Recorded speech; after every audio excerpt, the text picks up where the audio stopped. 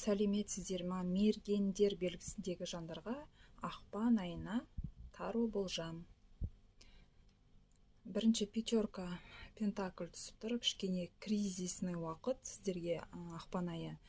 Себебі қаржы жағынан кішкене қиындау болады, немесе қазіргі таңда болып жатыр уже. Сондықтан кішкене қаржыға ұқыпты болғаныңыз үшін, және де қарыз алу, қарыз беруден өте абай болғандарыңыз үшін.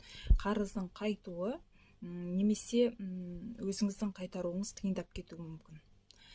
Сондықтан қаржы жағына бұлай кішкене ұқыпты болғаныңыз үшін.